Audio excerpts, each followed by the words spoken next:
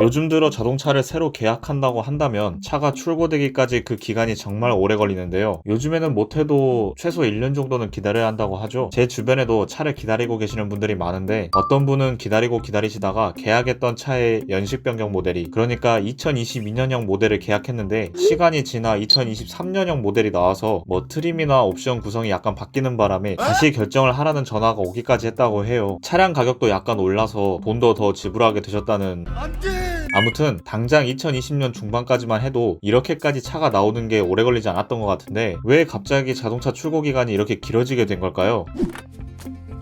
자, 먼저 차량 출고가 늦어지게 되는 가장 큰 이유는 바로 차량용 반도체가 부족해졌기 때문입니다. 그런데 가만히 생각을 해보자고요. 차량이 출고되는데 기다리는 시간이 조금씩 늘어나는 거라면 몰라도 갑자기 이렇게 확 늘어나는 게 상식적으로 이해가 되진 않죠. 이 반도체가 부족해진 이유, 제가 열심히 조사를 해봤는데 원인이 너무 많아요. 정확히 언제부터 부족했는지도 애매하고 미국 중국 간의 무역 전쟁이나 우크라이나 전쟁 같은 외교적 문제도 있고, 그래서 저는 자동차와 코로나라는 관점에서 설명을 드려보려고 합니다. 우리가 알고 있는 반도체는 정말 다양한 산업에서 쓰이고 있는데요. 대표적으로 컴퓨터에 들어가죠. 컴퓨터뿐만 아니라 군사, 산업, 항공우주, 자동차, 통신 등등 전기를 사용하는 제품이라면 대부분 반도체가 필수라고 보시면 돼요. 반도체가 쓰이는 분야가 정말 많은데 왜 유독 자동차에 쓰이는 반도체가 부족하냐? 최근 자동차 시장은 점점 전기차로 넘어가고 있는 추세죠. 전기차 하면 이미지가 약간 미래적이잖아요. 전기차는 곧 자율주행 자동차다라는 인식 때문에 많은 자동차 제조업계는 전기차에 각종 첨단 기술을 탑재해서 출시하고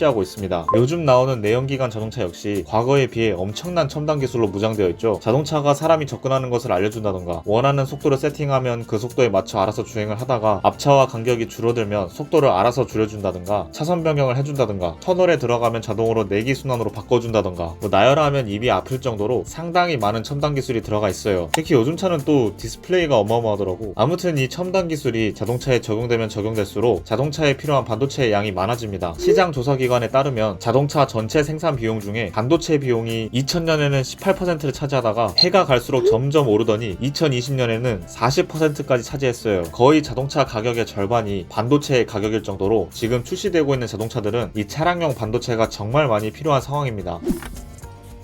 그러다가 코로나19가 겹쳤어요. 이제는 말하기도 지겨울 정도로 오랜 기간 동안 우리를 괴롭혀왔는데 코로나가 유행하면서 우리 사회의 모습은 많이 변화되었습니다. 직장인들은 재택근무를 하고 학생들은 온라인으로 수업을 듣고, 다시 말해 사람들이 접촉을 최대한 피하는 비대면 사회가 찾아왔죠. 지금이야 다시 일상으로 돌아가고 있지만 초창기에는 영업시간도 제한했을 정도로 사람과 사람 사이의 접촉을 최대한 막았었어요. 이 비대면 사회가 가속화되면서 넷플릭스 같은 컨텐츠 산업의 발전이 앞당겨졌고, 재택근무, 온라인 강의 등등의 이유로 노트북, 태블릿 같은 IT 제품들과 집에 있는 시간이 많아지다 보니 가전제품의 수요가 증가하였습니다. 대신 자동차의 판매량은 감소했어요. 실제로 2019년에 미국에서 팔린 자동차가 총 1700만 대였는데 2020년에는 1400만 대로 떨어지기도 했고, 인도의 경우에는 팔린 자동차 수가 아예 없었습니다. 그러다 보니 반도체 중에 차량용 반도체를 생산하는 기업들은 이 차량용 반도체 생산량을 줄여버렸어요. 그러니까 코로나 유행 기간 동안 자동차 수요가 계속해서 줄어들 거라고 생각을 한 거겠죠. 만약 수요가 없는데 반도체를 계속 생산해서 창고에 쌓아두면 업체 입장에선 손해일 수밖에 없기 때문에 어쩌면 당연하다고도 볼 수 있죠. 대신 IT나 가전제품에 들어가는 반도체 생산을 우선순위로 둡니다. 자동차 제조업계도 마찬가지로 코로나가 유행 중인 시점에서는 자동차 수요가 전에 비해 줄어들 것이라고 예측한 상태였어요. 그러다가 하나둘씩 백신 접종을 시작하고 이제는 코로나와 공존하며 살아가는 위드 코로나, 즉 다시 일상으로 돌아가려는 움직임이 시작되었죠. 그러다 보니 오랜 기간 동안 타지 방문을 자제하고 집에 있던 사람들이 밖으로 나오기 시작했고,